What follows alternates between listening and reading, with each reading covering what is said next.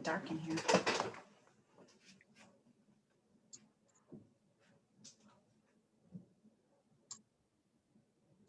Okay, it doesn't look like there's anyone left in the waiting room. Okay, great. Thanks, Michelle. I think we'll go ahead and start our meeting. So thank you very much, everyone, for joining us this evening.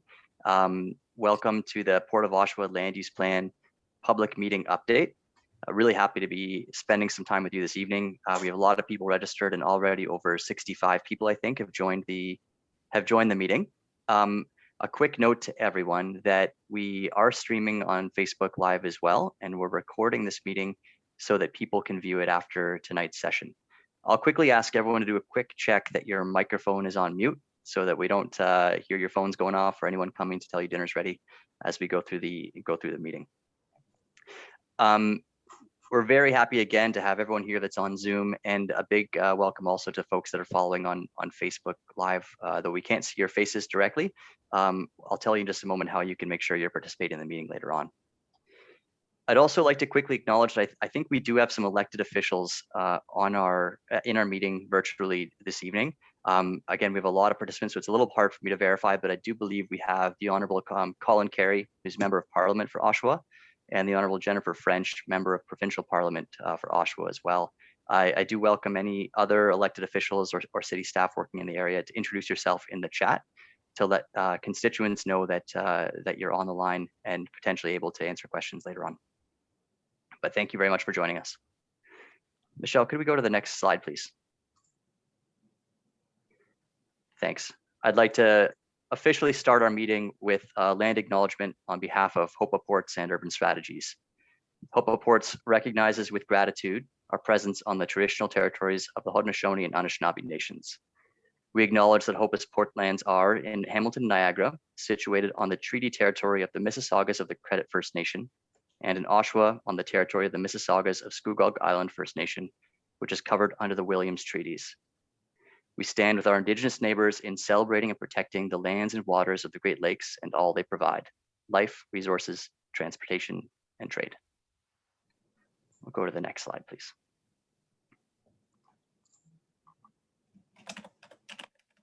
Thanks. So quite briefly, I should have introduced myself also. My name is Josh Neubauer. I'm a planner and principal at Urban Strategies and one of the consultants on the land use planning team. We'll be introducing the rest of the team in just a moment. The purpose of today's meeting is first and foremost to give you all an update on the land use planning process and the draft land use plan, which we'll be walking through in some detail today. There's a link here on this page for where you can find what was just posted, the draft plan, for you to look at your leisure. Michelle will also be putting that link in the chat in just a moment. We also, at the end of the meeting, we'll be providing an update from HOPA on other news related to the port, since everyone's sort of gathered on the call this evening. Next slide, please. And just quickly, I'll let you know about our agenda. The first about 50 minutes or less, hopefully, we'll be talking about the planning team and the process that was undertaken, provide some background to the Port of Oshawa, which might be a bit familiar to folks that joined us in the fall for our other public meeting. We will summarize what we heard during the planning process, and then we'll spend most of that front part really talking about the land use plan itself in terms of its function, what it's for, and really what the main contents are, without going into too much detail given the time we have together. And then we do want to leave a lot of time towards the second half of our time together for discussion, and then talk about some port updates. And if you just go to the next slide, Michelle, thanks very much. Just remind folks how to participate. We're going to be holding questions for the discussion period in terms of answering questions verbally.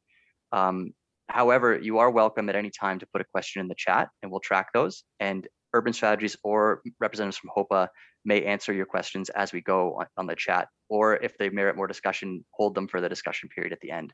So if you're joining us by Zoom, it's quite easy to raise your hand when the time is right to ask a question. You simply go to the participants button along the bottom of your screen, and then once you've clicked on that, you can click on the raise hand function, and we'll keep track of that. You can also, of course, like I just mentioned, put a question or comment in the chat at any time. For those joining by Facebook Live, you can simply post questions in the comments section next to the live stream, and we'll be tracking those as well. Oh, someone gave me a very helpful reminder that raise hand is now under reactions, so we should update our slide here. So thank you very much to the person that gave me that reminder. So at this point, I'm going to turn this over to my colleague, Michelle Rowland from Urban Strategies, who will walk us through the team and the planning process. Thanks, Josh. So hi, everyone. My name is Michelle, and I'm a planner at Urban Strategies, and I'll be taking everyone through the team and the process of the land use plan that we've developed so far. So tonight we have 6 representatives from the Hamilton Oshawa Port Authority in attendance. So you can just give a little wave when I call your name if you want, but we've got Ian Hamilton, Bill Fitzgerald, Larissa Fenn, Claudio Faria, Janet Knight, and Jeremy Dunn. So the Hamilton Oshawa Port Authority, also known as HOPA, is a government business enterprise that oversees Great Lakes ports in Hamilton and Oshawa and a multimodal hub in Niagara. So the operations of a federally regulated Canadian Port Authority are supported by port activities, not tax dollars. And this is primarily through real estate income from port users and tariffs on cargo operation. So from our team at Urban Strategies, we have Craig Lametti, Josh Neubauer, myself, Michelle Rowland, and Stephen Brophy. And we're an international urban planning and design firm based in Toronto, and we've been assisting HOPA with revising the land use plan. So for a little bit of background on the process tonight, the land use plan is a non-statutory document that will guide the nature and character development within the portlands over the next 10 to 15 years. So the land use plan is updated every 5 years or so as the Canada Marine Act requires. The previous land use plan was completed in 2013, and we've been updating the land use plan with HOPA since July 2020. So now I'll take you over to the Port of Oshawa to provide some information about the port, some context, and key statistics of what's going on at the port. So the Port of Oshawa is 155 acres of land on the Oshawa waterfront, and this includes 509 acres of water lots, and there are currently 11 port users and partners on site. So the port is made up of the West Wharf and the East Harbour lands. These two areas have different contexts, with the West Wharf being directly adjacent to Lakeview Park and the East Harbour lands being directly adjacent to the Second Marsh. The East Harbour does provide a 120-meter buffer from the Second Marsh to mitigate any impacts from the port. So between the port, we have Harbour Road, which provides the main connection between these two areas. The West Wharf has a dock wall for marine uses, while the East Harbour provides both rail and marine access. So the Port of Oshawa is located in the center of Durham's waterfront, nearby to other employment areas. And so while the port is located on Lake Ontario, and this provides excellent marine access, it is also close to Highway 401 that helps to move goods to and from the port. And the Port of Oshawa is also well located in the labor markets of Whitby and Oshawa. The port provides a link for regional agricultural producers and their markets. There is about 1.4 million metric tons of grain production within 150 kilometers of the port. And the HOPA opened a new grain terminal in 2019 and is hoping to grow grain exports to support Durham Region and Northumberland County farmers who currently have to send their grain to Hamilton, which can be costly and time-consuming. The port has a significant economic impact, which includes approximately $260 million worth of cargo which goes to the port. The Port of Oshawa is a crucial transportation hub to bring in materials for the Greater Toronto and Hamilton area's construction industries, which include cement, steel, and asphalt. So there are around 70 to 80 vessels per year that go through the port. And on HOPA's website, there is a vessel tracker to see what ships are going to and from the port. So now we'll zoom in a bit and I'll take you through the context of the Port of Oshawa on the Oshawa waterfront. The port is a long-standing industrial use in the Oshawa waterfront, and it's been an important place for trade since 1840. The Oshawa waterfront contains extensive parkland, residential communities, major natural features, and the Port of Oshawa. First, we have Lakeview Park, which is directly adjacent to the West Wharf. Lakeview Park is one of the most actively used parks in Oshawa and typically hosts large civic events. Lakeview Park contains a lot of important community assets assets, such as the Jubilee Pavilion and the Oshawa Museum. Next to Lakeview Park, there's Lakeview Beach, and the Lakeview Park Beach, actually the eastern part of the beach is owned by HOPA, as well as Lakeview Park Pier, which is owned by HOPA as well. Next, the port is adjacent to the future Ed Broadbent Waterfront Park and this city-owned former marina lands. The Oshawa Creek and the Montgomery Creek both outfall into the inner harbor. So while the Port of Oshawa sits within this continuous network of parks along the waterfront, it has the ability to integrate alongside and support connectivity between these waterfront places. To the north of the Port of Oshawa are complementary employment uses.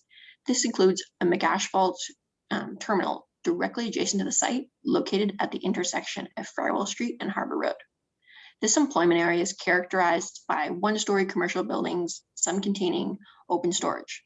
And this area includes industrial, manufacturing, commercial, and logistics uses. Directly east of the port is Oshawa's Second Marsh, which is approximately 137 hectares of provincially significant coastal wetland that provides habitat for wetland-dependent wildlife. On the eastern edge of the port, on the right here, there's a 120-meter open space buffer on the portlands, which helps to ensure adequate protection of the Second Marsh from adjacent port-related uses. Lastly, we have Harbour Road, which provides a link between the West Wharf and the East Harbour, which is the main connectivity for trucks and other vehicles passing between both areas of the port. But it's also an important recreational connection between Lakeview Park in the west and the Second Marsh in the east. The intersection of Harbour Road and Farewell Street is a key gateway for the port and the surrounding environmental area, and for people accessing the waterfront and natural areas. Safely balancing truck, car, and cycling activity here is crucial. So next, I'll take you through the feedback and input that we've heard throughout the project so far. So engagement has been an important input to the project. HOPA released a community survey to the public in July. In August and September, we completed 5 stakeholder interviews for different topics related to the port. Then, before we began to develop the land use plan, we presented our initial findings at an open house in September that some of you may have attended. And in October, we conducted interviews with the Mississaugas of Scugog Island First Nation and the Chippewas of Rama First Nation. Through this engagement, we found a number of key themes which have informed the creation of the land use plan. So the first key theme is to continue to strengthen the relationships with the community. So from the community on the survey and the public open house, we heard that people wanted to be more informed about the role of the port in the Canadian shipping industry. They wanted to understand the role of the port and its functions. And people suggested partnerships with the school board or the Oshawa Museum. Next, one of our key themes was to establish a common vision for the Oshawa waterfront. And so as shown in the context section, the Oshawa waterfront has this mix of recreational, industrial, and natural areas. And so what we heard from people was that they wanted the port and the public lands to blend together. So, the West Wharf in particular, which is directly adjacent to Lakeview Park, it will have increased considerations of the design and types of users that will go on the West Wharf. Next up was to use signage to inform and create an interest in the role of the port. So signage and information can provide information and show people and show you behind the curtain of what the port is up to. And the port does have a long history on the waterfront, so signage can help people who are interested in learning more. Next, we have maintain a focus on environmental stewardship. Environmentally sensitive areas near the port, which includes the Oshawa Creek, Montgomery Creek, Farewell Creek, and the Second Marsh, they will continue to be protected by HOPA. And HOPA does have environmental regulations for which it complies with to be an environmental steward of its lands. Next up is improve access to and make better use of underutilized space.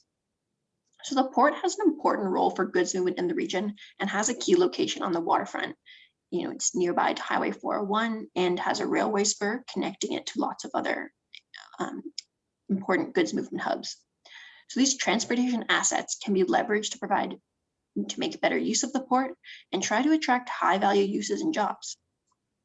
The lands of the East Harbor can become more accessible by providing a ring road through these lands and connecting to Harbor Road to provide connectivity through the East Harbor. Then one of the themes is to grow the role of the port through diversifying cargo and its port uses. So, planned improvements at the port can increase capacity and enhance exports. And in particular, the port is looking to increase its grains capacity on site to support that growing industry for Durham farmers. So I'll pass it back to Josh so he can take you through the contents of the land use plan. Great, thank you, Michelle. So now I think it's the part that people really want to know about, is what the draft plan actually provides as guidance for the evolution of the port overall. So we'll just go to the next slide, please, Michelle. And I won't go through this in detail, but just to give you a sense of when you do have a moment to read the draft plan, this is how it's generally organized through 8 different sections. This evening, I'm going to walk you through the ones that are in red, the mission and land use principles, the development considerations, and the area-specific plans. And that's really where there's the most detailed content that I think we'll be able to share with you this evening. A bit of a preface to all of this is that, one, we do hope that for those who have contributed to the public engagement or the stakeholder engagement so far, we do think that you'll see your feedback reflected in aspects of the draft plan. And we certainly hope that you agree with that. And also, just a reminder that the land use plan is different than a detailed master plan. So we'll walk you through the intentions, but just keep in mind that this is by design a high-level document that isn't meant to specifically locate any particular port users or with specific dimensions. It's more about the general strategy for how the port should evolve over time and how that relates to its surroundings and the objectives of the port. So keep that in mind as we go forward. So we'll go to the next slide, please. So the land use plan is guided by 7 land use principles. And these land use principles are actually applied to all of HOPA's port holdings, generally for their planning processes. So that includes ensuring the economic vitality of the port areas, balancing the functions and needs of the port with public parks and other natural areas, working with stakeholders to protect and manage sensitive natural areas, promoting social and economic sustainability, improving the physical image and interface of the port with its surroundings, aligning with the region, the municipality, and agencies in the community in ongoing development activity and planning. And of course, strengthening relationships with the public, First Nations communities, and other stakeholders. Go to the next slide, please. Within the plan, the draft plan, pardon me, there's development considerations that also apply, in this case, to all of the Port of Oshawa land holdings. So these aren't specific targeted moves, but general directions to keep it that were kept in mind as we went through all the planning processes here, which include ensuring there's multimodal connectivity, ensuring that there can be high quality urban design, making sure there's public uses that are protected and natural areas are protected as well, ensuring that the security requirements of port users are possible through the plan, promoting sustainability and climate change, and also keeping in mind the project review process that HOPA has in place. And I'll come back to that towards the end of my slides. So we'll go to the next slide, please. So now we'll jump into the contents of the land use plan itself. And one thing to keep in mind is that it's actually divided into 2 broad areas for area-specific plans. So on the west side is the West WHARF, and that's probably the area that many of you in the community would be most familiar with. This is the portion of the port that is accessed by Simcoe Street and is closest and includes part of the beach and is south of some existing municipal lands and just east of many of the parklands. The broader area we're calling the East Harbor lands, includes a larger area with a bigger mix of uses, and that's everything on both sides of Farewell Street that's in the port ownership, and north and south of Harbor Road, including the dock wall and the lands over to Farewell Creek. So in each of these area-specific plans, one for the East Wharf and one for the East Harbor lands, there's directions related to land use, transportation, the environment, and the public realm. So we'll go to the next slide, please. So for the West Wharf, the general vision for the area is that it's going to continue to be a very important place for marine-related employment and community uses. In general, HOPA is looking to make better use of the port facilities here and to improve the interface with the public realm. And because this is the area of the port that's most adjacent to public areas like Lakeview Park and the beach and the pier, this area also will have special consideration for future land uses to make sure that there's compatibility going forward. Next slide, please. So I'll start by talking about the land use layer of the land use plan. And I know there's a detailed legend on the right-hand side of the screen here, which might be small for people to read. So I will walk people through this as we go. So if you're squinting, don't worry about it. We will walk you through it. Most of the West Wharf is in the blue land use category, which is multimodal or industrial logistics. What that means here is multimodal means that it's a place where goods can move from one kind of vehicle to another, in this case, moving from a ship to a truck. And then industrial and logistics means sort of just that. It means uses that will be generally industrial in nature or related to the movement of goods. And so the West Wharf in that broader blue area will continue to be a very important place for sort of that multimodal movement of goods and industrial and logistics related activities. And it's really important here because of that dock wall access, which is a huge strategic benefit to the region. Now that asterisk you can see in the middle of the blue area is an indication in the land use plan that this area does nonetheless need special consideration for how it's going to relate to its surroundings. So that is something as going forward that HOPA will keep in mind when reviewing potential users of this area. And then there's other areas that are in the hatched blue-green kind of a color code here. And that refers to publicly accessible spaces. And you can see there's a couple of those in the port ownership, which include not only the eastern portion of the beach and the entirety of the pier, but also the vacant land that's next to Tommy's, I think it's Tommy's Fries that's on there. And that's an area that has some potential in the future to become maybe a better managed publicly accessible space that's within the port holdings. So go to the next slide, please. In terms of transportation, there are some significant potential improvements that'll happen in this area, which may have a beneficial impact to everyone in the community. The first one is that because of the removal of the petrocore tanks and HOPA's general intention to make better use of the blue area here for better and more optimized industrial logistics uses, and the fact that HOPA is able to potentially consolidate their port offices to the eastern lands, there's really an opportunity here to consolidate the truck movement and the access to the port towards the northern portion of this area, so closer to Lakeview Park Avenue, pardon me.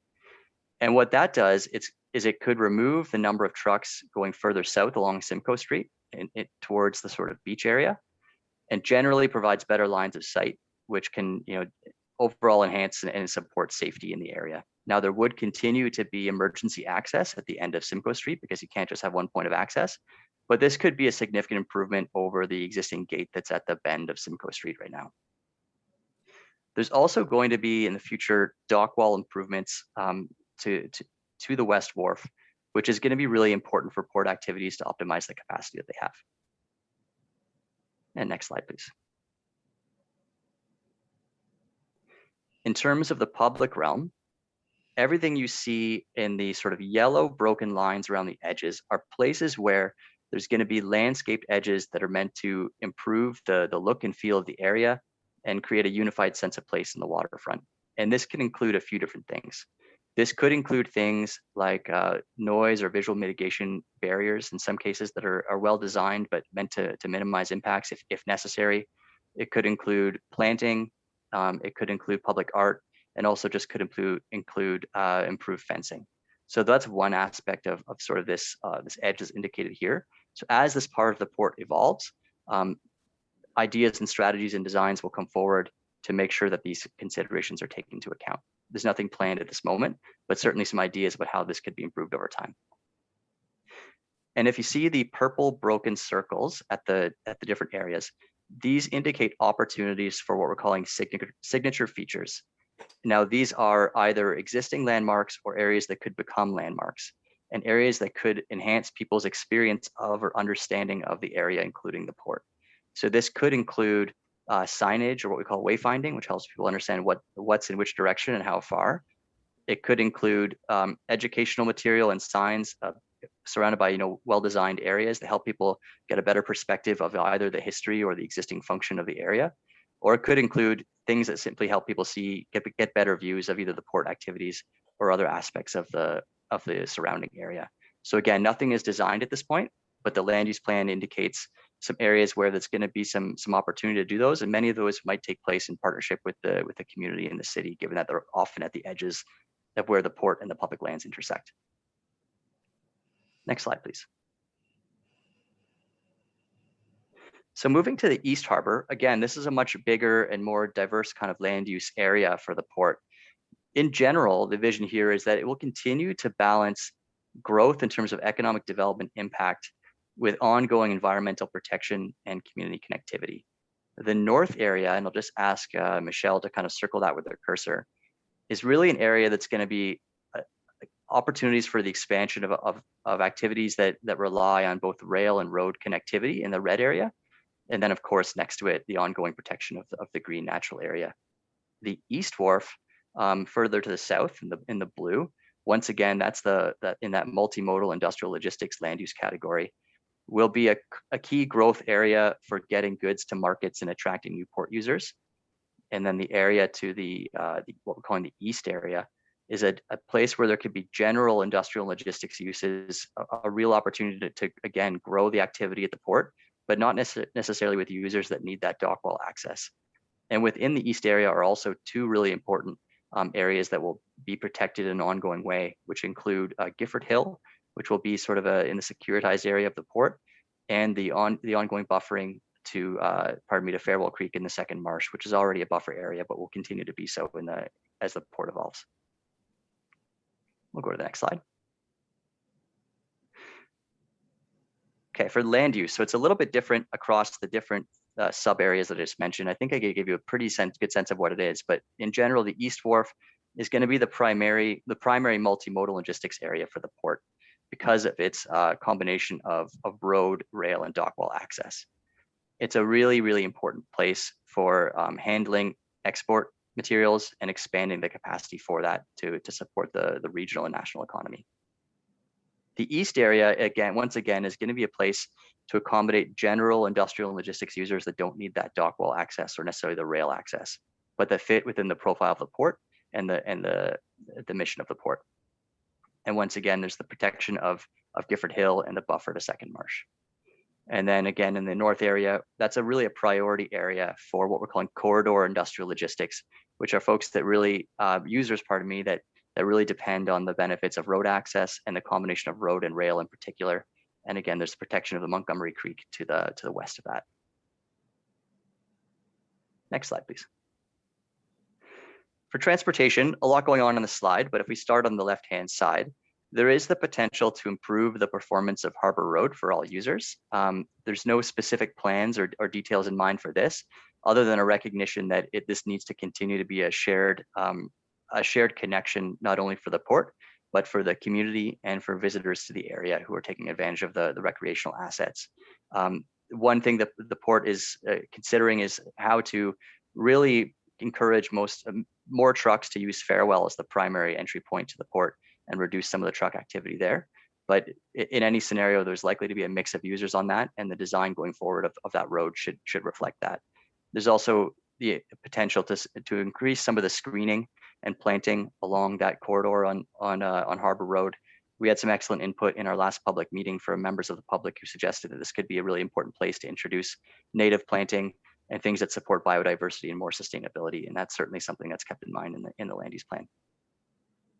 The rail spur, there's no plans contemplated right now to the rail spur, but the land use plan recognizes that it's a key aspect of the port and its offering. And it really is something that in the future, there would be consideration for expanding that further south if possible. But right now, it's a key asset that's noted in the plan. There is a potential for extension of the dock wall in the East Harbor in the north segment of that. which would again expand the capacity of the port to handle ships. And if we move to the right-hand side of the screen, at the top there's a section, a sliver of land that's indicated as really a potential for a multi-use trail connection. Right now, it is categorized as that corridor, industrial or logistics category, but it's got an overlay that recognizes this may have an important aspect in terms of public interface. So to the extent that there's any changes to any multi-use trails or other connectivities, this could be a place that accommodates that kind of use. We simply note here that Farewell Street is the key truck access route to the port and will continue to be so. And then finally, at the bottom of the right-hand side of the screen, we indicate the fact that there is sort of an ongoing agreement between the city and HOPA to potentially extend Harbour Road to the east. That is an ongoing discussion, and there's no detailed plans in place, certainly not in this land use plan, but that could be something that happens in the future. And if it does, it would introduce the opportunity to create a ring road down into the rest of the East Harbour lands and to create better connectivity there. But this is an ongoing discussion that perhaps we can return to at the end of the conversation. Next slide, please. In terms of the environment, I think we've mentioned all of these things before, but quite simply, all the natural areas that are currently in this area will continue to be retained, buffered, and protected as the port evolves. That includes the ongoing protection of the Montgomery Creek riparian area, as well as the 120-meter buffer to the second marsh, and the ongoing preservation and maintenance of the Gifford Hill area as well. Next slide. And for public realm, again, I mentioned the fact that Harbour Road could improve with improved screening or potentially design measures in the future if the road changes. But there's also a potential for a signature feature at the entrance to the port along Farewell Road, which today is quite understated. And really there is an opportunity there to better announce the port and its functions and indicate what happens here with some signage or other things that might help people understand what's happening in the area. And next slide. So this slide talks about how HOPA will actually evaluate potential land users within this land use plan framework going forward. And it's actually a dual process. On the left-hand side is the internal process that HOPA undertakes to vet potential users and to support new users. And on the right-hand side is the sort of legislated requirement under federal acts that HOPA also has to consider when attracting or accommodating new users. And on the port side, on the left-hand side, HOPA's process includes, an initial outreach by a potential customer or user and some initial review, which then goes into a due diligence process within HOPA, and then a very detailed leasing and proposal review by all departments at HOPA, and that includes consideration of the finances, the operations, and what will happen to the environment, real estate considerations, any regulatory considerations, and review by the executive and the board of HOPA. And then the final stage, if accepted on that side of things, is that there's ongoing engagement with the new user to ensure that their needs are being met, and there's advice given in terms of how to optimize their activities at the port.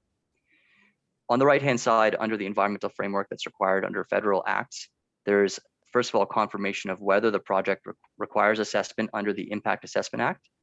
If so, there's an evaluation of potential environmental impacts. Then there's a process for gathering knowledge from Indigenous groups, the local community, and appropriate experts. Feedback from those groups is then considered. And then finally, there's a determination made and a decision is posted. So for every new user, this is the dual framework that takes place, again, using the land use plan as a guide for where general types of uses should be located and how those should be considered in the surrounding environment. Next slide, please.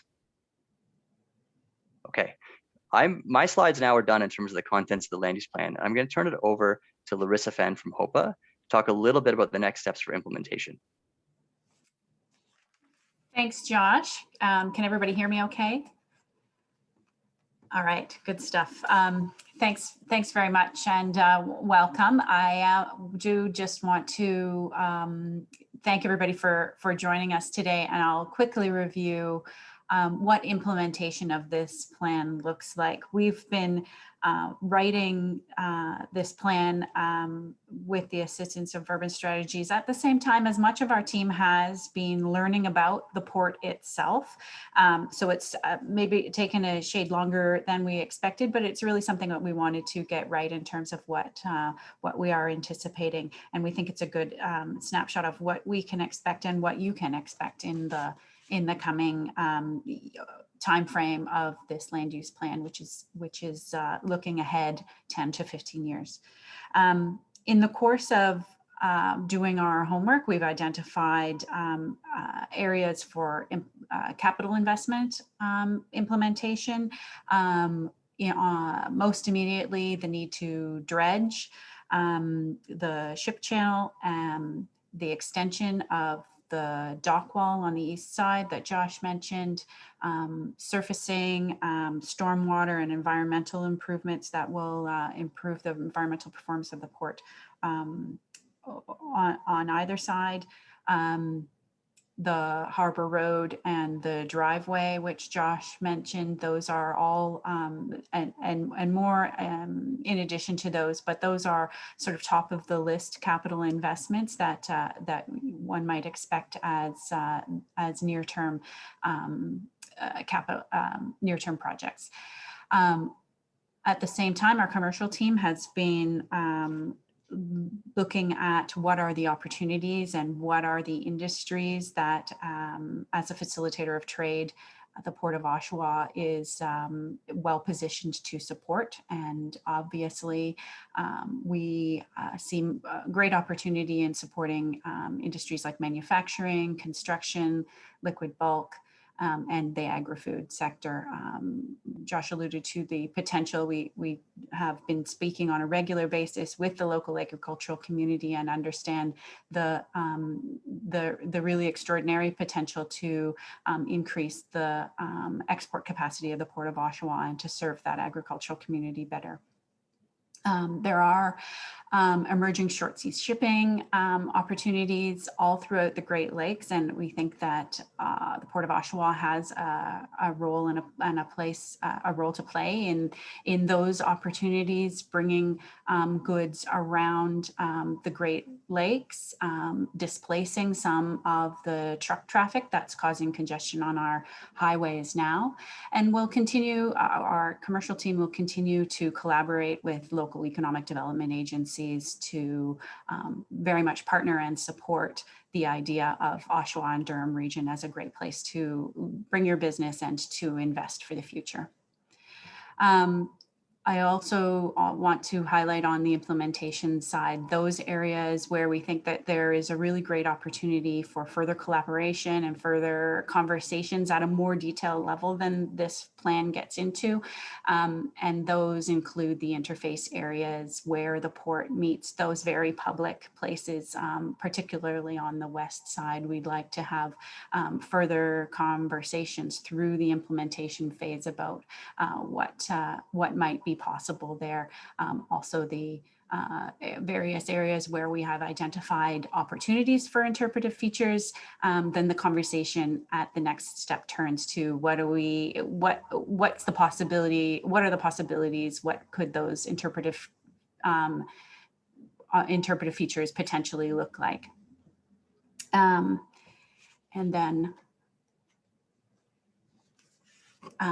also included in that are some of the public spaces. So that space that's along the southern end of Simcoe Street, the pier itself, and those places that potentially support a greater range of public uses that the port might be a partner on. So I think that really encapsulates what our next steps are and the conversations that we're looking forward to have with members of the community again. Great, thank you, Larissa. We'll go now to our discussion portion. I'm glad we're getting there earlier than we anticipated, so there's even more time to discuss, which is excellent. And we'll go straight to the next slide. And a reminder about how how to raise your hand, although I was corrected by a very helpful participant this evening, which is to say that if you're looking for how to raise your hand, you go to reactions and then raise your hand. And my colleagues and I will be tracking who's raising their hand for questions. Again, if you're on Facebook Live, please feel free to use the comment section next to the live stream. And of course, we already have people putting questions in the chat, which is very helpful. Just before we jump into the questions people have already raised and the hands that are raised, I thought we'd go to the next slide and just pose a few kind of primer questions, but we're obviously open to whatever questions are coming our way. So we would, in particular, would love to hear, of what you saw today, what's really a priority in your mind, anything that you would like to know more about, and then in particular, really how you'd like HOPA to engage with you on some of the topics that Larissa just highlighted. Of course, now I'm going to turn it over to all of you with questions, and Michelle, maybe I'll ask you to queue up the first one. Oh, you're on mute. I was just going to say, Tom, I see that you've got your hand up, so feel free to unmute yourself and ask your question. Yeah. Is the 2010 settlement agreement between the city and the Port Authority still operable? Is that still valid? I'm going to turn that question to Larissa. Yeah, we're in very close conversations with the city to update and modernize a number of the agreements that are sort of our terms of engagement. We're looking to establish an MOU with the city that will frame our cooperation and some of the aspects that aren't touched on by the land use plan in a bit more of a modern way. In the interim, the agreements that exist between the city and the port do continue to have force in the interim. Okay, but that you didn't answer my question. That agreement specifies it excludes any industrial use on the West Wharf. I think beyond, sorry. It used to say port use. It used to exclude port uses, but somebody snuck in there and changed it. It now says industrial uses. So basically, you've been in violation of the agreement for quite a long time now, and you're telling me that you're going to remain in violation of the agreement going forward. I think we might take this discussion offline, but I think that the municipal services agreement, the land use and municipal services agreement also is a document that you would need to reference in order to understand how that has evolved over time. Fair enough. One more question. I live on Valley Drive, and we now have concrete mixers, maybe as many as a dozen a day, going down Valley Drive and turning left onto Philip Murray. That turn is like threading the needle, even in my Chevy Impala. What input do you have on whether these concrete trucks come down here? You can't pretend that you're not associated with it. You have a cement terminal. I think that might be something that we need to look into a little further, unless any of my colleagues have a little bit more awareness about how that cargo flow is currently moving. Can you hear me okay? Yeah, I can hear. Yeah, so the vast majority of the cement traffic is going through Farewell Street, way the south-north, north-south. I can't foresee why a cement truck from our port would do that bend and go south and then go west. Well, they're doing it. They're doing it, and the reason is obvious. It's shorter, so therefore it costs less money. We can probably take this offline. But that's why you're building the ring road. Let's take this offline because I need to understand that better. But I do know that the vast majority of the traffic for the cement is because they take the 401 and go straight north. That doesn't matter. Where the vast majority goes doesn't matter to the people that live in this neighborhood. Okay. If I'll take down your number and name and we can have a conversation afterwards, okay? Okay, Okay. Michelle, was there another hand raised that we should get to next? No, I don't see any other hands raised. All right, then there's an opportunity now for the next person to Oh. raise their hand. Here we go. We've got Julia. Julia, you got your hand raised, so feel free to unmute yourself. Hi, everyone, and thank you for the presentation. I had a few questions. I'm wondering if the plans, while you indicated that the buffer for Second Marsh and the Gifford Hill would be protected, what my understanding is that Ring Road is likely to impact that area. Is that true or not? The proposed Ring Road? Ian, do you want to answer that one? Sure, thanks. Thanks for the question. So the buffer area itself will definitely not be impacted, and that's protected under federal legislation from the letters patent, and that's as indicated in the presentation, 120 meters from the property line, and we're just finalizing the survey on exactly where that line is. In terms of the Gifford Hill, we would move the ring road far enough to the east to avoid any disruption of the protected area of Gifford Hill. We are committed to protecting that space. Okay. And can I ask a supplementary to that? Sure. Is there any plans where that line is, that sort of the buffer line between the buffer and the, I think it's the east area of the east, eastern plan. Is there any plans to put any further buffering in there, like such as it could be tree planting, could be fencing, could be whatever that would clearly, demarc the barrier between those two areas and perhaps further protect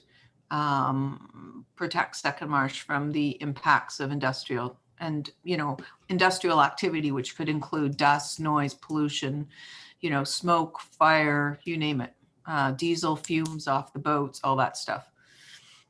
So specifically, we haven't actually built a definitive plan, but it is our intention to create a great interface between the industrial and the recreational and the park areas. So it's certainly something that we're open to and committed to creating those interfaces. So building some form, or not building, but planting or creating through a berm, some form of better protection in that buffer area, in that 120 meter buffer area is something we would certainly consider looking at doing. Thank you. All right. Yeah. Michelle, were there any questions in the chat that we should get to that people haven't answered already in writing? It looks like there's a question we have about dredging in the Inner Harbor, specifically, related to protecting fish, as well as whether or not there are any dredging plans for the harbor. Sure. Larissa, would you like to answer that one? I'll actually invite Bill Fitzgerald, our VP of Operations, to talk about his plans for dredging, which are coming up. Thank you, Larissa. Yes, we have recently awarded a contract for dredging in Oshawa Harbor.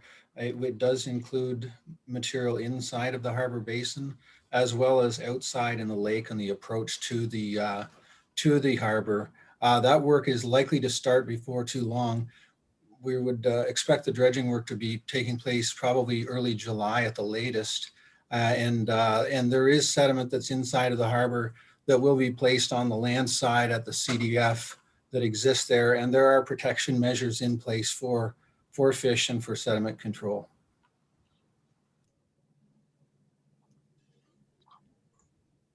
Thanks, Bill. Okay. Any other questions in terms of raised hands at this point? Looks like we've got Robert, if you'd like to unmute yourself. Hi, so I had a couple, thanks for the presentation today.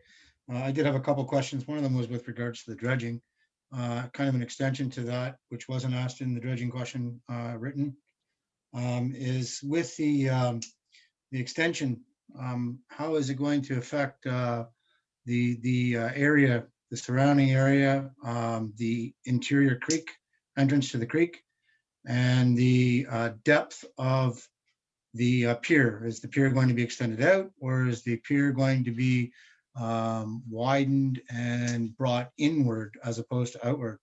And then the second part of my question refers to the East Wharf and regards to the makeup. I know I've walked down there with the dog quite a bit in the last few years, and there's not a whole lot to see. It's a lot of swampland and whatnot. What are the chances of development there, similar to what's in the Whitby Marsh? Thanks, Robert. For regarding the first question, I think you're referring to the dock extension that Josh had indicated at the north limit of the existing wharf. If that's correct, if you could please just nod or confirm. Okay, so thank you. That what we're looking at there is a very minimal extension to actually join up with the existing liquid bulk dolphin at that site. It's probably about 60 meters, and it will not have any impact on the outlet from Montgomery Creek. That's not a confirmed plan at this point. It is something we are contemplating, but that's it's a fairly minimal amount, and it will be in line with the existing dock, so it will not go further out into the harbor if we do choose to proceed. And the second part of your question, I'm afraid I'm going to need some clarification, or perhaps someone else might be in a better position to respond. And we're just going to a slide, Robert, that it is going to just illustrate better what the area Bill was just talking about. So just bear with us while we jog to that slide. What was the second part of that question? So the far east, where the second marsh is located, we've got that green line there, which is a trail that can be walked. There's not a whole lot to see in that trail area. It's a lot of brush and weed that's in there. And I know that there's lots of talk of planning, glorifying a little bit, so to speak. The Whitby Marsh is a really nice place to go on a walk, even on a rainy day or a wintry day. I know it's paved with asphalt for most of the way, but I would personally myself like to see like a wood chip pathway through that second marsh area. Maybe some of the endangered trees that we have on the endangered tree list. A butternut, for example, may develop really well down there if we started to try and rejuvenate that particular tree. Just something that is a little bit more less industrial on that side. When you're walking through there's about a kilometer, maybe 2 kilometers of beautiful walking touring area. But then you get into the trails that are just south of Colonel Sam there at that top point, and you can go all the way to the peak, and it looks like a haunted, deserted dirt road is what it looks like. And it's looked like that for quite some time. So I'm referring to that area over there, Colonel Sam Drive, all the way down the east side of the second marsh, the other side of the second marsh. Yes, down there. This side here, there is quite a bit of industrial. On the west side of the second marsh, there is quite a bit of industrial, but on the east side, there's not so much. Yeah. Well, I will say only that those areas that are outside of the red hashed line are, of course, not Port Authority owned areas. So that's beyond the scope of this plan. But I will also say that we recognize that where the paths and trails do intersect with the port lands, there is an opportunity there for us to do some enhanced plantings and that sort of thing, either along the alignment where it exists now, or potentially in a swapped alignment that allows us to put move the roadway to Harbor Road and move the trail to the north where it might be separated. So in either case, very, very well attuned to the need and opportunity to make sure that those areas that connect to natural spaces can have a continuity of those kinds of natural treatments. So with the talk that you say of Harbor Road being extended, you're talking about it being extended east towards the second marsh, is that correct? That's right. Yep. For folks, the reason we brought up this slide was to just show, and maybe Michelle could just circle it, the area that's contemplated for expansion of the east dock wall is the notch a little bit further. There you go. That little notch there is joining up those two pieces. That's what's referred to as the dock wall expansion. Robert, thanks for the feedback. It's important to note that the discussions with Harbor Road extensions don't go all the way to the second march, not even close, right? So if we had a slide that that showed where that would potentially be in the future, but I want to just clarify that. Yeah, so maybe we can go to one of the later slides. Probably slide 37 would do it, where we can show the conceptual alignment of where a new extension would go to and how that might relate after that to a ring road if that Harbor Road extension took place.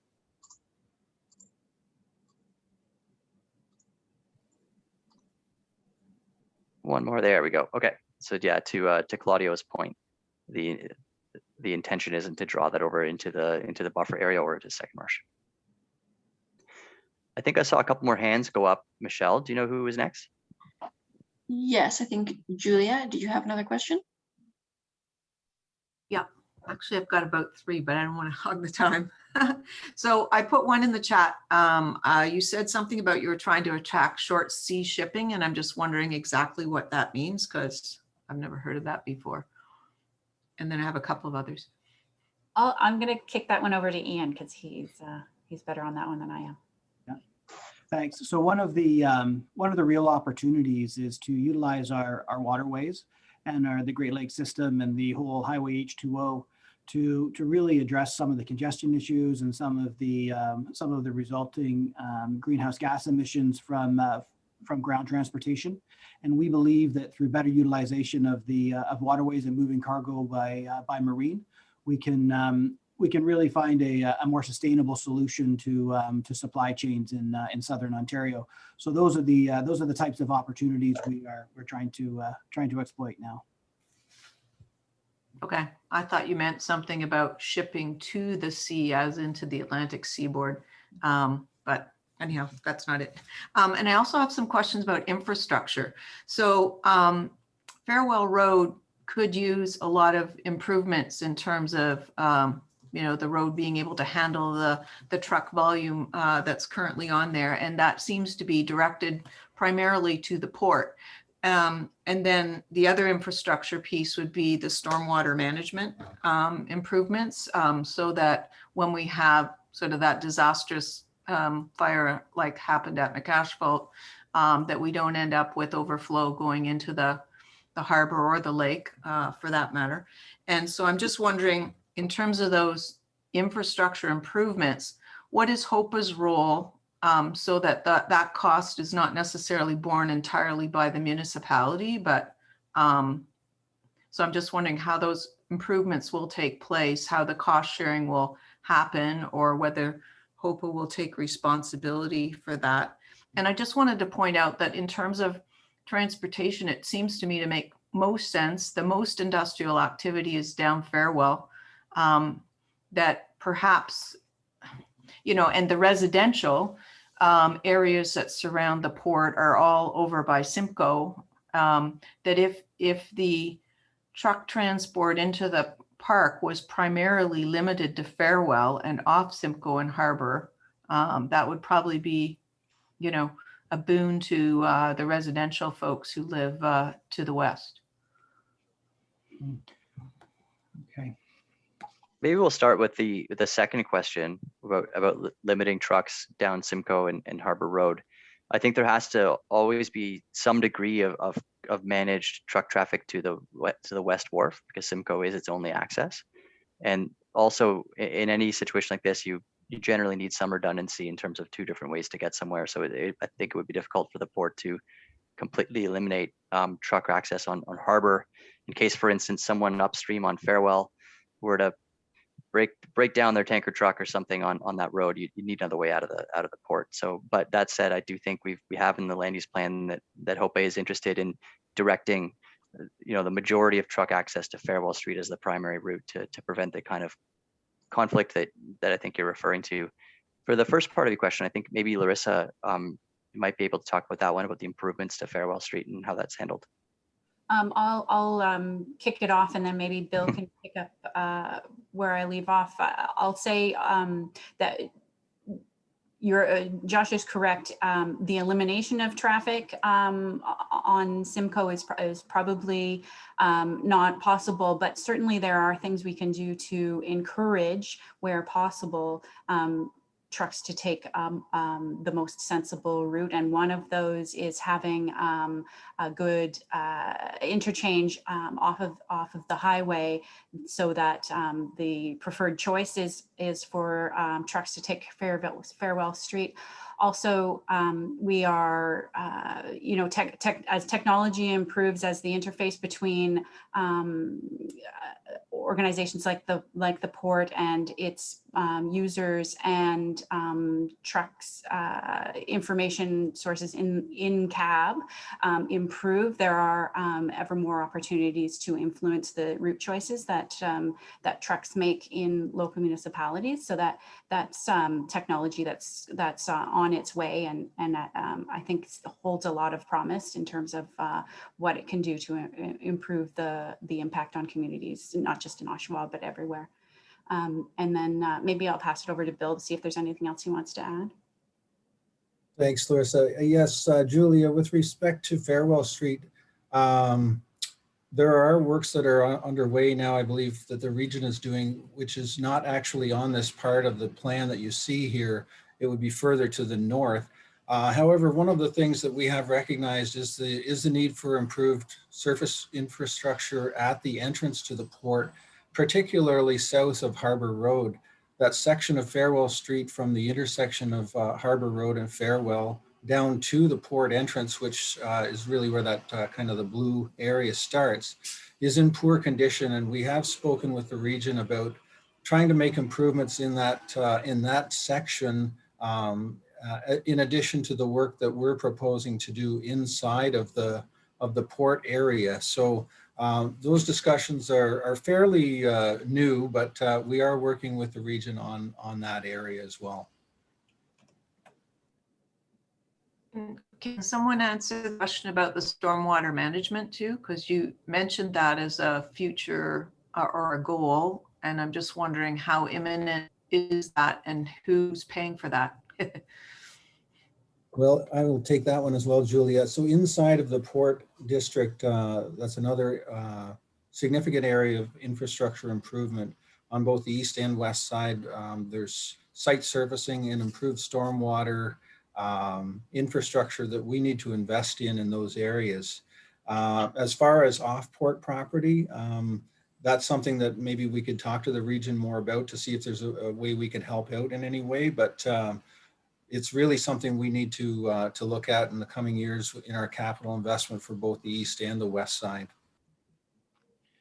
Maybe I can just expand from where Bill finished off, but we do have about a $29 million capital plan for Oshawa over the next five-year period of time. And on the east side, a lot of the surfacing area and addressing all of the stormwater management is one of the key priorities inside of that, and one of the projects that Bill's looking at to developing a more detailed plan on right now.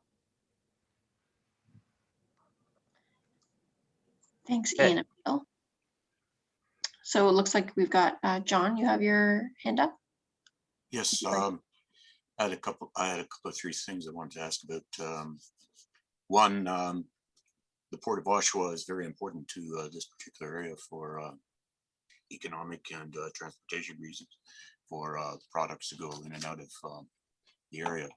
One of the things that I would like to know is, and also would like to see, is a container facility down at the marsh, along with, or not marsh, but the harbor, along with the cranes that go with them to help remove the containers from ships, and also a container handling facility there. because I think there is a fair amount of container traffic in the Great Lakes system. So that might be a great benefit to the area Durham region and also to the harbor. Another thing, you've got very large ships coming in and out of Oshawa Harbor.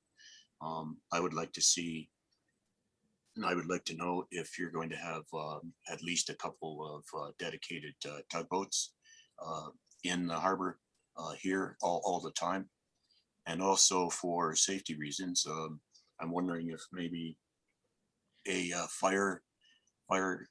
fighting station down in the harbor area might be also considered, along with maybe a fireboat for any such contingencies, and have that fireboat dedicated to Oshawa Harbor. I just wondered if any consideration has been made of those ideas. I'm okay.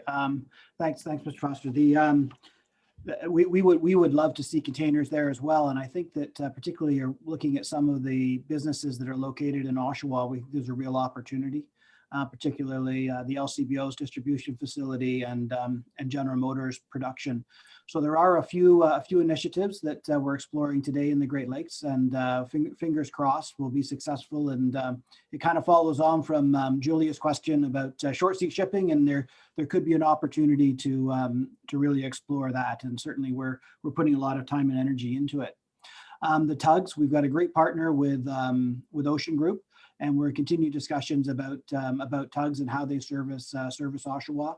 And as we see Oshawa grow, we're going to hit that critical mass where having dedicated assets there would be extremely valuable. And that's and interestingly, that kind of ties into your firefighting question, because a lot of those tugs are equipped to fight fires with the pumping stations right on board, and that can be addressed there. But one of the other areas is that Vicky Gruber, our harbor master, she's been in close contact with the fire chief in Oshawa and creating a much more integrated, coordinated plan around how we deal with emergencies in the unlikely situation that they do occur.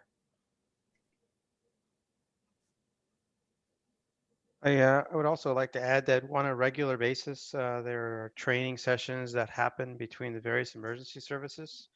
And that's something that happens several times a year.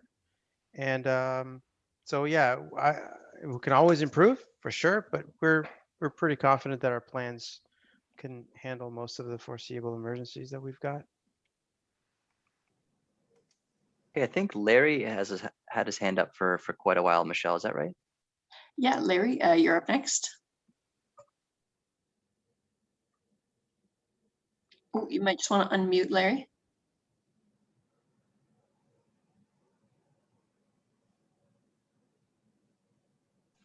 Okay, we can come back to Larry. I think so. Let's go to the next person. Okay, it looks like there's a question in the chat, but I don't want to have it get lost. But question from Debbie. She said she's noticed a lot of flooding in the lakefront parking area. And is there something that can be done to correct this problem?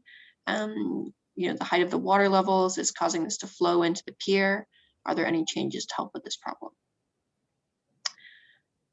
Not sure if that's Bill or Claudio. Sorry, Michelle, I missed part of the question. Could you please ask it again? Sure. So it looks like Debbie has noticed a lot of flooding in the lakefront parking area. Is there something that can be done to correct this problem, as well as any flooding that might be happening at the pier? Okay, well, back to the stormwater management. That's, the last few years when we went from 2017 to 2019 with really high water levels, it was particularly problematic, but we do believe that with the investments that Ian referred to earlier in our plan for both west and east sides, that we'll be able to take care of the current flooding issues on the port lands. I'm not so sure about the parking lot. Is that the one by the beach that's being referred to? Yeah, I think she must be talking about the one by the beach.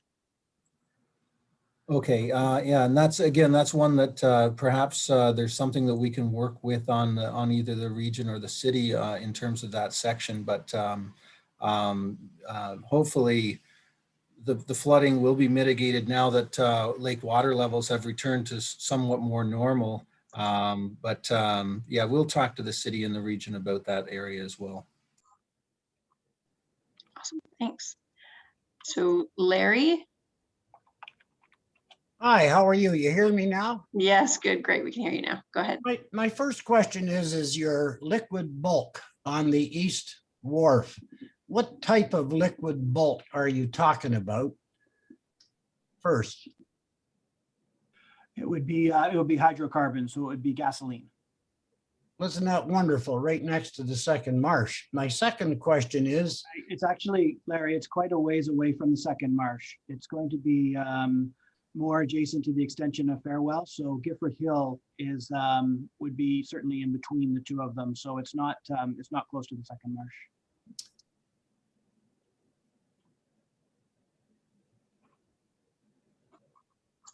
Oh, Larry, I think you're on mute again. you hear me now? Yes, we can. Okay, on the East Wharf, my understanding is there are no hydrants inside the port. But I heard you talking about fireboats. I heard you talking about tugboats that have that use. Would it not be beneficial that you at least have some fire hydrants on that East Port?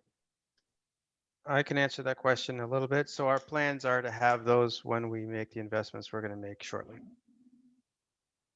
Thank you for that. My other question is when you're talking about Gifford Hill, the Pioneer Cemetery up there, my understanding is they think they had all the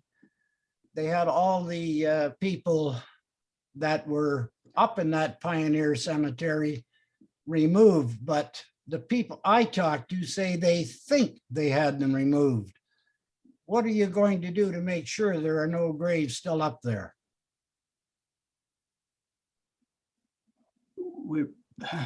Now as part of the federal development regulations, there would be a detailed study, but the reality of it is we've actually designated that as a protected area, and we're not planning on developing it, so we wouldn't be disturbing any of the potential remains that are still there. Thank you for that. Now, my other question is, now that your land use plan is public, are you going to be holding a public meeting either on your own or in conjunction with the city of Oshawa? And I certainly hope it's not a virtual meeting, but a meeting that everybody in this community and surrounding people can attend. I think I'll let Larissa talk to that, but we're kind of stuck in the reality of COVID right now, because it would certainly be our intention to have a public meeting, but Larissa will talk you through the process. Sure, and we might get into sort of next steps.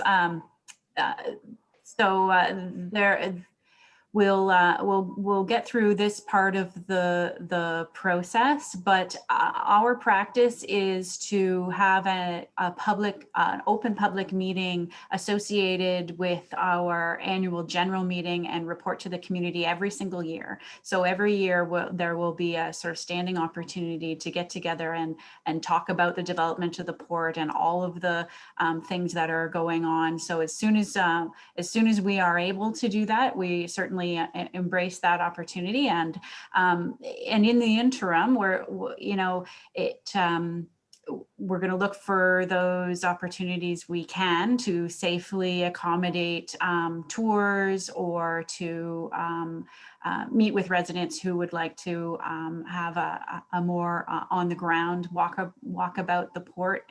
As you can appreciate, those things are a little bit difficult now, but it is certainly part of our approach to ongoing community outreach and community relations to make sure that we're meeting face to face with our residents, both to hear about issues and to talk about port developments, but also to just educate people on the history and role of the port, and to give people an opportunity to get an up close look at what goes on there.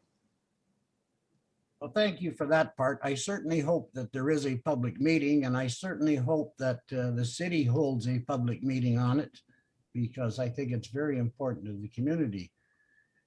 Thanks, My sir. last question to the moderator is, I've been watching what's going on in Burlington, where the Port Authority wants to close the pier up there to public use. There is a promenade agreement with the city of Oshawa on our pier down here in Oshawa. What plans do you have to continue that, to allow the fishermen to be able to use it? And please expand on that. Well, Larry, thanks for that question. Now, I'll have to correct you a little bit. The issue in Hamilton, Burlington is that Transport Canada owns the piers in that case, and had made public their intention to close the piers. We're actually working very closely with the municipalities to find a way to maintain public access to those piers in Hamilton and Burlington. And in the course of that, we highlighted the agreement that exists in Oshawa between the Hamilton Oshawa Port Authority and the city of Oshawa as a potential model to allow Hamilton Burlington to keep its piers open. So we're certainly committed to maintaining public access to the pier in Oshawa the same way we are in Hamilton. Well, thank you for that. I think that's very important, because with the amount of dredging you're going to have to do down there, most times when the dredging is being done, you've got the pier closed, and it seems to be close to the best of fishing times. So I certainly hope that the city of Oshawa and you can work something out so that we do have access to that pier for fishing. Yeah, I might couch my comments to say that of course there are times, particularly seasonally, when the pier might need to be closed, but it's our intention to keep it open as much as possible. Thank you for your comments, and I'll look forward to other people's having a say as well. Thanks, Larry. Okay, next up, got Jessica. If you want to unmute yourself and ask a question.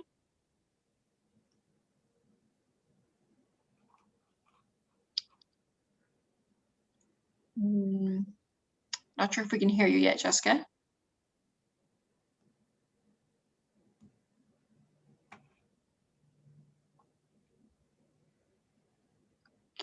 In the meantime, maybe we could field the question that just came in the chat about the disposal of dredgeate.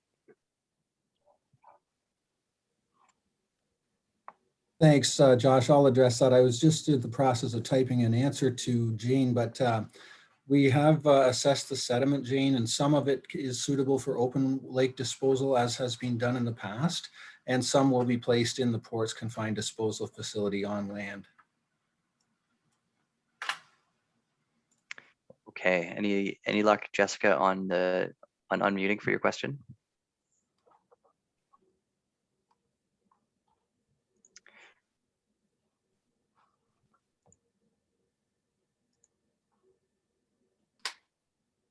Okay, no luck yet with Jessica. We've had a couple questions now about renewable energy for the port, and I wonder if someone from HOPA could speak to the potential opportunities for that.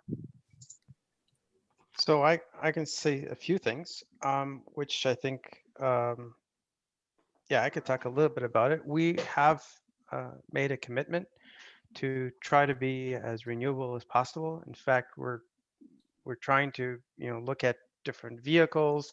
We're always looking at different sources of energy. We have, for example, changed all of our lighting at the port to LED, which was a big investment this year. And not only is that better from a reliability perspective, it's also much better for energy conservation. We're always looking at that, and it's part of the commitment that we have. All right. So we're about 4 more minutes of discussion. So I would encourage folks that haven't had the chance yet to answer a question to raise your hand if you do have one. Michelle, was there anybody on Facebook Live that had put a comment or a question? On Facebook, we had a comment whether is HOPA going to be paving the east and west portlands for cargo, for storage and new business? Yes, the plan is that as part of our surface and stormwater improvements, we will be surfacing east and west sides to improve cargo handling operations in both areas. Thanks. Great, thanks, Bill. And Jessica was able to reach out on the chat. Sorry we weren't able to hear your voice there, Jessica, but the question that Jessica raised was, what's the projected job growth for the port, and how will that be supported in the short and long term?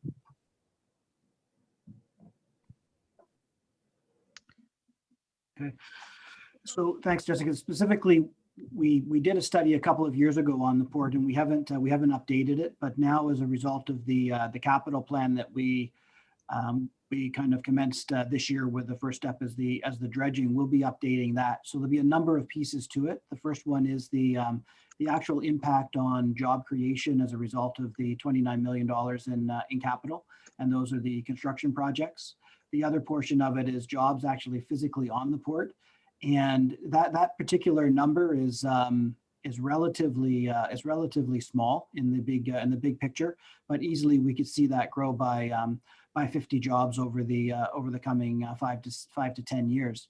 The real impact is going to be on jobs outside of the port, and already the Port Authority and the cargo that comes through it support 2,000 jobs in southern Ontario, and particularly in the Durham region, and more so now we're seeing the support of farmers and their cargoes going out. But we will recommence on that study and come up with new numbers based on the plans that we're putting together now, and then we'll make those publicly available. Great. All right. I think we're at last call for questions from participants tonight before we move into some other updates from the port. Julie, I see, is eager to ask more questions, and if you're the last one, that would be great. But I want to give one more chance to folks who may not have had a chance yet. But we really appreciate your comments and questions so far. Going once before I give Julia the last word. All right, Julia, it's all yours. Okay, this is about West Wharf lands in the port. So my concern is that we have existing residential to the west, and the city is interested in developing residential to the north. Has been trying to attract people to that area, sort of north of Harbour Road, I believe. We've got all kinds of parkland that is much loved by Oshawa to the west there as well. We've got Waterfront Trail, which attracts tourism coming and going, environmentally friendly tourism.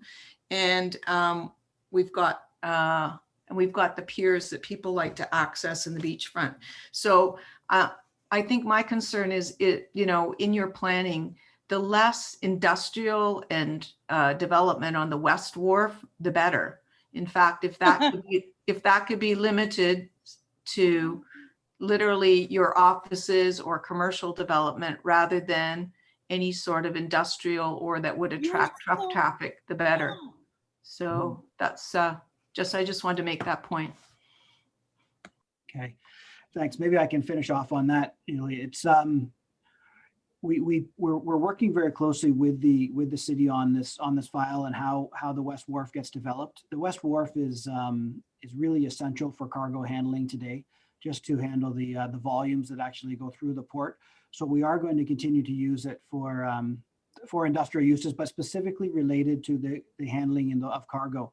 The area that we want to work closely with the city is on the interface along Simcoe Street to create as nice a buffer as possible between that industrial use and the actual park areas.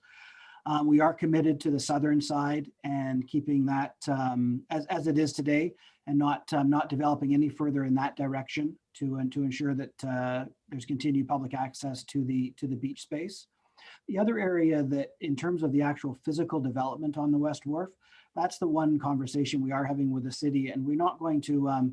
We want to make sure that we don't build anything on that site that is going to be detract from what we're trying to do in terms of creating that good recreational and industrial interface. You'll probably have noticed that we did take away those petrocore tanks very quickly. That something that I know the city has been looking to do for many years, and we don't have any intention of then replacing those with new tanks, because we believe that sort of flat space and staging space is a lay down space for cargo is a much better compatible use for that property. But we are essentially we need that space to handle the cargo that supports the jobs in the Durham region. I think the one thing I wanted to talk, and this talks a little bit to some of your questions, Julie, and one your point, Mr. Mitchell, in the beginning. We've built a whole new relationship, and one of our biggest priorities in the last couple of years has been working much more closely with the city and the area in terms of truck traffic and how we create truck routes. And as Larissa mentioned, through the use of technology, through the use of education of our tenants, we believe that with cooperation with the city, we can really address those specific acute issues that you might be experiencing. So I think there is the relationship we have with the city is something we very much cherish and work very hard at, and I think that's going to create some opportunities where we can address those truck routes and do everything we can to try to restrict the routes to areas where which have been identified as specific routes. Okay, thanks everyone for the comments and questions. We're just at the end now of 2 more minutes left of our time together, and I do want to respect everyone's time. Maybe really quickly, we just got a clarification on the question from Doug about whether boats can visit the harbor rather than a boat launch. Maybe Ian or Larissa could comment on that, about whether private boats are allowed inside the harbor. We've been working with the city again on a boat launch and potential viability of a boat launch, and our priority there is really to ensure safety, and it's just not a safe environment to have recreational boats operating alongside the large lakers and the salties that are coming in. So it's probably less about allowed in a specific law and more about common sense safety, and that's again an area we really want to work with the community to make sure that we can keep everybody safe and not create dangerous situations. Great, thanks, Ian. We're going to go now to a few port updates from Hope. I think Larissa is going to deliver those for us. Because I know we're just about a minute from our scheduled time, if there are folks that need to drop off, I just want to say once again that we appreciate you participating tonight and joining us, and thank you for everyone for your comments and questions. For those that are able to stay for a couple more minutes to do these updates, we're happy to have you on for that as well. And we'll post some next steps right at the end of the presentation. Okay, Larissa, over to you for some port updates, and Michelle can go to the next slide. Thanks. Okay. Sure. Thanks everybody for your comments and questions. Before I close out, I'll let you know how if you didn't get your question answered, or if something else pops in your mind, you can reach out to us.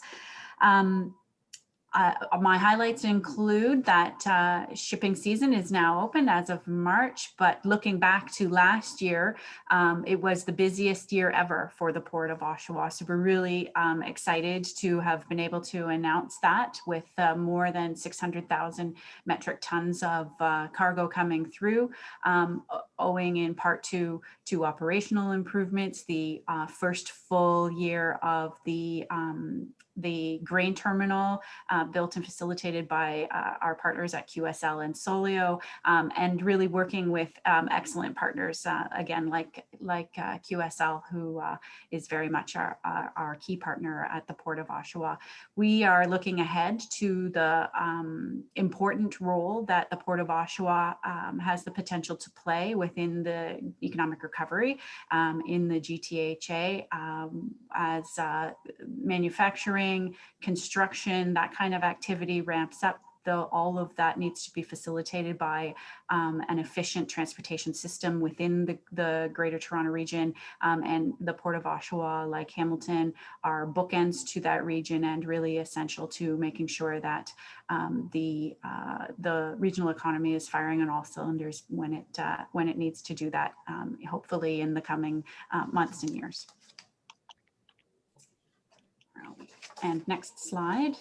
I just want to highlight something that we're really hoping that we can do in person, but certainly in person or online. We have a partnership with the Oshawa Museum that we're very excited about, that looks at the history of the Port of Oshawa and Oshawa as a harbor, and its role in trade for the region.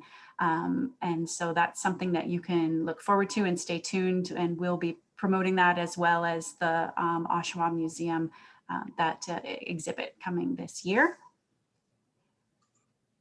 And then if you can't get enough Port Authority meetings, we have another session coming up next week where we will present our financial statements as part of our annual general meeting, but alongside that, we also do a report to the community that is less about land use and more about our environmental and community initiatives and the economic impacts we have within the communities within which we operate.